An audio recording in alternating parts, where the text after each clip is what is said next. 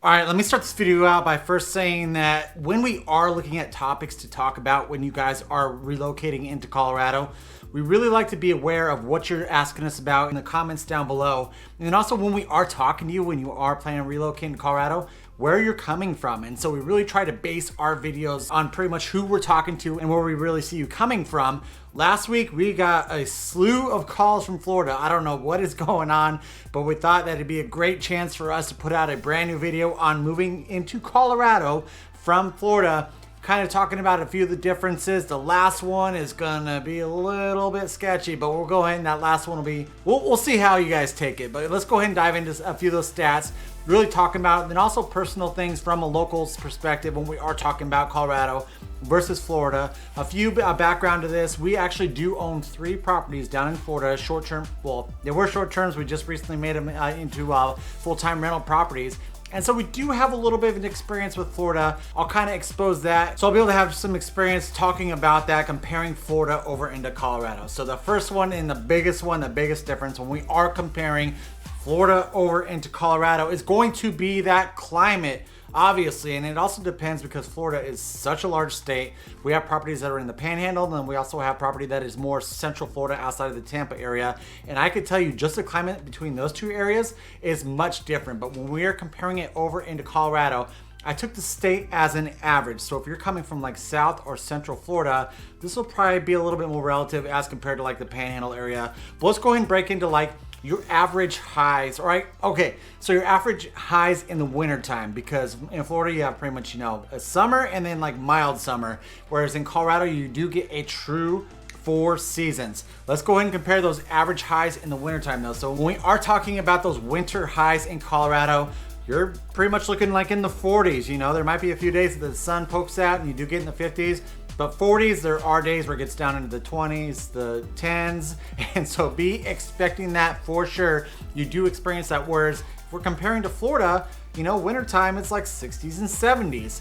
The good thing about Colorado though is everyone thinks that it's pretty much cold throughout the entire year. That is not true. There are fantastic summers in Colorado. And so if we look at the highs, the summer highs that are in the summertime in Colorado as compared to Florida, they're actually pretty similar, where you're looking at like high 80s, low 90s. There are a few times in Colorado where it does get a little bit into the mid to the higher 90s, but more often it's like your lower 90s when we are talking about like in the middle of July and then also August. You also experience that when we are talking about Florida. So there's not that big of a difference when we are talking about temperatures in the summertime in Colorado as compared to Florida. Then the other stark difference is you're pretty much moving from a tropical climate into more of a Midwest climate, where Colorado, when we're talking about humidity, you're not going to get much in Colorado. Many times when we talk about Colorado, we're like, bring your chapstick, bring your lotion, bring your sunscreen. And there is a reason that we're telling you to bring your sunscreen. That's actually going to be the second topic that I do talk about in regards to bringing that sunscreen. But the humidity in Colorado is pretty much little to nothing compared to Florida. When we are talking about that humidity in Colorado, the average yearly humidity is between like 30 to 40%, way drier than Florida. Where when we're talking about Florida, the average yearly humidity is actually 70 to 90%. It is so much more humid in Florida as compared to Colorado. Along those lines, when we're talking about these temperatures, when you are in a drier area, the hot doesn't seem as hot and the cold doesn't seem as cold. I remember back when I was in training in the military, we were in Virginia and we experienced a winter there where, you know, the temperatures were similar to Colorado, but because it was a humid cold, it felt like it got to my bones, where I could seriously, if I'm inside, walk outdoors in Colorado with a t-shirt on at like 20-degree weather, and I'm actually fine. You know, I could be out there probably a good 10 minutes and be perfectly fine in a t-shirt. Not so much when we bring that humidity into more of the cold. Also with the heat, a lot of times what we see is, you know, you see your temperature, and what I've noticed, and when we look at Florida with that humidity, it might say that, you know, the temperature's 90 degrees, but sometimes it feels like it's like high 90s. You don't get as much of a fluctuation in Colorado as you would in Florida when we're talking about what the temperature is as compared to what it feels like because of the lack of humidity. The second big difference that we're going to be talking about comparing Florida over into Colorado is going to be your elevation. There is a reason that Denver has been nicknamed the Mile High City, 5,280 feet. They actually have a plaque right in downtown Denver where it says that this is where it's a mile elevation. and it could definitely affect you if you're coming from somewhere that's sea level. I think I looked it up. The highest point in Florida is like 365 feet or something like that. Like I said, Denver is a mile high, but when you get a little bit higher up, when we're talking about like Evergreen or even up into the western slope and stuff, it gets much higher. We have many 14ers. We're talking about 14,000 feet above sea level mountains that people do climb all the time. And there are some problems with that. A lot of times what we experience is anyone who's coming from that low, when you're coming from more of a sea level area, you might get elevation sickness. We have seen this many times. It is not something that does last. A lot of times it's typically a couple days. I think the longest we've experienced it, we had a client who moved, I think it was from California or something like that. I think she experienced it for like a week and a half. And so I can't explain it myself because I've never really experienced it, but I can just say that pretty much you just feel, you know, like you're almost like you got the flu without the flu is kind of what it feels like when we're talking about that elevation sickness. Another thing to note with this, I talked about that sunscreen. Since Colorado is so high, there is something to where you are exposed to higher UV rays up in Colorado as compared to Florida. The stat I believe that we always went on was like 10%. For every 1,000 feet in elevation that you gain, your UV rays are actually 10% stronger. I think the number they used was like between 8 and 12. Hey, we'll just bring that right in the middle. So you're looking at about 10% stronger UV rays for every 1,000 feet. Colorado, we just talked about it, 5,280 feet. So you're looking at 50% stronger UV rays in Denver as compared to being at sea level down in Florida. You are going to want to wear that sunscreen. We have noticed when we were down at our property in Central Florida, we don't have to apply as much sunscreen because UV rays aren't as strong. I'm not recommending that whatsoever. Always wear sunscreen, but I'm just saying that your UV rays are going to be a lot stronger. I have also noticed when we're talking about like wearing sunglasses or anything like that, anytime I go outside in Colorado, I have to have sunglasses on because those UV rays are so much stronger. The third comparison when we are comparing Florida over into Colorado is going to be natural disasters. Florida, like we experienced this last summer, obviously you're talking about hurricanes, and you guys, it sounds like you also did experience a couple tornadoes with the last hurricane. I believe it was Milton. You know, they had a bunch of areas that were affected by tornadoes. So yes, you know, Colorado does experience tornadoes. It's not something like, I think the last big one that we had was up in Windsor, and that was the last big tornado that we kind of really heard about. But when we're talking about Colorado, we're talking about those wildfires, and everyone, we've had so many people ask us about this. I want to live in an area that does not have wildfires.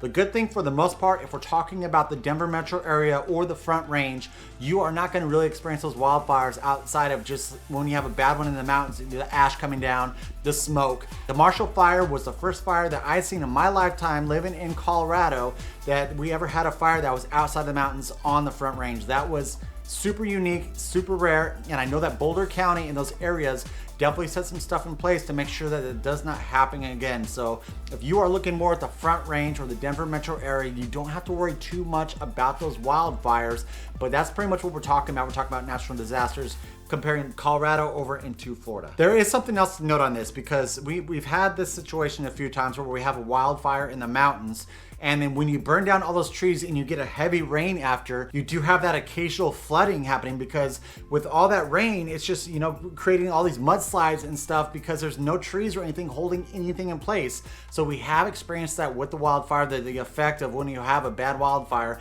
and then a ton of rain after the fact. It could make for a really bad situation if you're in the mountains, or even, you know, I know Boulder did experience some of this when we did have some of those mudslides and all that water coming down Boulder Creek. That is something to kind of think about when we are talking about moving into Colorado. The fourth comparison that I wanted to go into was your housing differences. The biggest housing difference that we have noticed is Colorado has basements. If we're talking about purchasing a house in Colorado, there's probably a good 90-95% chance you are going to have a basement. Whereas in Florida, and I'm sure when you're in the higher elevations, you guys probably do have more basements there. But if we're talking about living, you know, within, I'd say probably like 20 minutes of the ocean or the Gulf, you're really most likely not gonna have a basement. So we do have basements in Colorado. Another thing that we have noticed too is it seems like there are a lot more ranch style houses. And like I said, the majority of our houses are really close to the water, so that might be a reason why there's a lot more ranches as compared to 2 stories. Because I know that when we just had a family vacation over in Disney World, outside of Orlando, looking at a few of these newer developments. You guys do have some 2 stories over there. Great, that's awesome. But that's something that we kind of noticed where we have our properties at is, man, there's a ton of ranches where it's almost reversed when we're talking about Colorado, where mainly your newer developments, we're talking about way more 2 stories than you are ranch style homes. All right, let's talk about a few other differences. Termites, yes, we have termites in Colorado. Nothing like Florida. It is not one of those things. I know when we were purchasing our house down in Florida, we had to have a termite inspection. For you to have a termite inspection in Colorado, it's got to be something super serious. I have been in the real estate industry for what I just hit 11 years. I have never had a termite inspection with any of my buyers. We've never had to. Just termites really aren't a thing in Colorado, and you don't have to worry about it. Another thing is, since we do drop below freezing in Colorado, you will have to winterize your homes in the wintertime. What does that mean? So if you have a sprinkler system, you have to blow that sprinkler system out. You have to cover the outside, all the plumbing on the outside for your sprinkler system. All these different things you have to do in order to winterize your house. You have to go around, you have to cover the spigots, make sure you don't have any hoses hooked up to them, because if it does, the freeze could go back in and damage that spigot. A lot of times in Colorado houses, we have a shutoff that's exclusive for each spigot. So you can go in and you just shut that valve off, drain it out. That way you don't have to worry about that faucet freezing up. So there are a few differences since we do drop below freezing so often in the wintertime. You are going to have to take that on moving into Colorado. And of course, also Colorado gets snow. So you are having to worry about having to shovel that driveway. When we're talking about your houses, we talk about purchasing a north-facing house as compared to a south-facing house. Our house in Colorado faces south, and I know that the neighbor Dave across the street, his faces north. And there's often times where we have a good snowstorm. If the sun comes out the next day, I don't really have to shovel. We're the north-facing house, since it is colder on the north side. Dave is having to shovel, I am not. So we always talk about that. So there is a difference on the direction that your house does face when you are looking at purchasing in Colorado. One last thing that I wanted to cover with houses in Colorado as compared to Florida, and I can't say that I really necessarily know too much about that. I just know that where we have our houses, there's a lot of sand when we're talking about the dirt that your houses are built on and all that. In Colorado, we do have expansive soil, so it's something that we do have to accommodate for, and that we always look out for when we're walking the basement. Make sure that there's no cracks in the foundation walls or anything like that.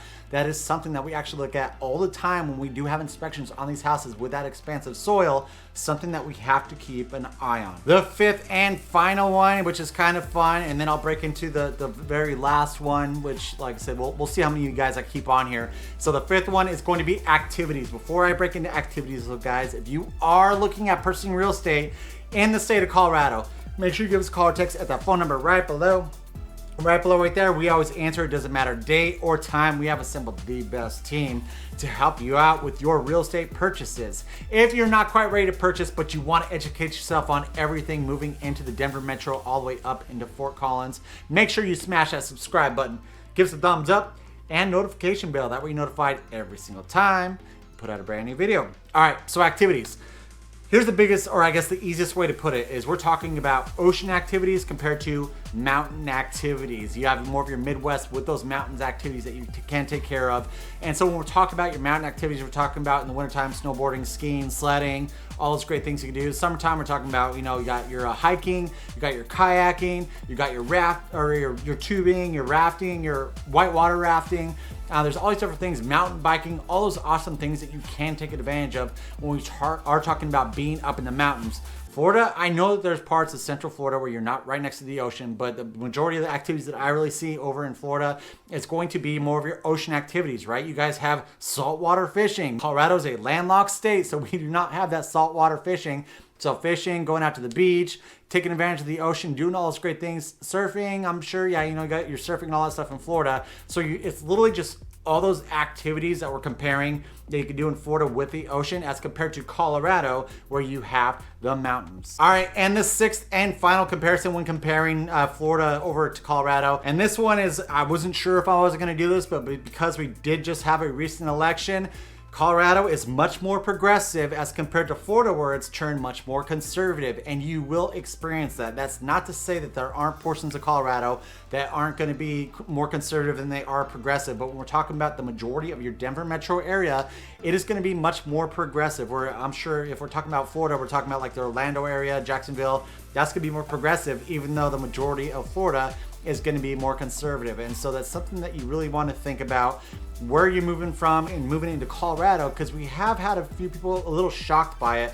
They're like, man, I didn't realize how progressive Colorado is as compared to Florida. And it's just something that we've seen happening recently over probably like the last 10 years, as we've had more of an influx of people moving in from other states into Colorado, where Colorado used to be like more of a red and then a purple, and now it is a pretty darn blue state. Something to expect, and one of the big differences when we are comparing Florida over into Colorado. Thank you so much for watching, guys. I greatly appreciate it. If you are looking at purchasing real estate in the state of Colorado, give us a call or text at that phone number right below.